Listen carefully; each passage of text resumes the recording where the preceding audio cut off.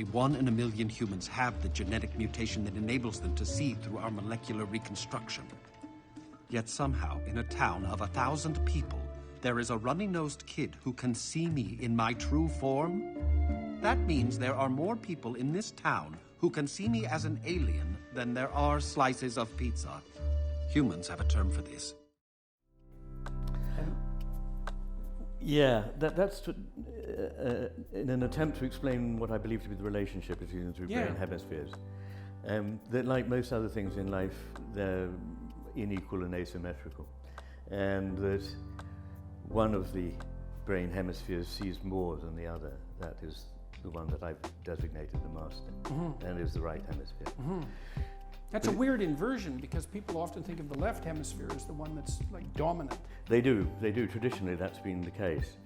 But as is becoming ever clearer, the right hemisphere, this has been a real steep learning curve for some people, but the right hemisphere is in many ways more reliable, sees more, understands more than the left hemisphere, which is like a sort of high-functioning bureaucrat in a way. And the idea of the story was simply that certain matters needed to be delegated, not only because, as it were, the master couldn't do everything. He needed an emissary to go abroad and do some of it, but also that he must not get involved with a certain point of view, otherwise he'd lose what it was that he did see. So that's what I'm really saying there, is that there's a good reason why, evolutionarily speaking, the two brain hemispheres are separate. And when you say it doesn't get involved, what's the advantage of that detachment from the involvement? Well, it's that Ramon y Cajal, who you know is a great histopathologist, one of his findings was that in primates there are more inhibitory neurons than in any other animals, and there are more in humans than in any other primate.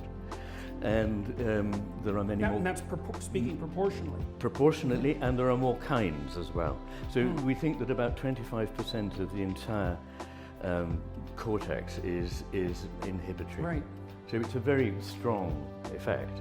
And the corpus callosum seems to be very largely, in the end, inhibiting function in the other hemisphere.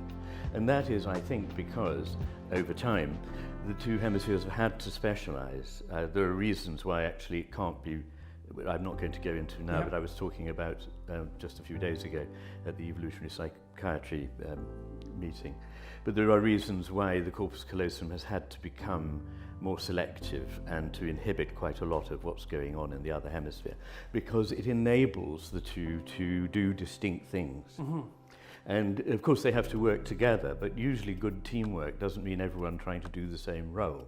Right. So differentiation is very important for two elements to work together, and inhibition is one way of doing that.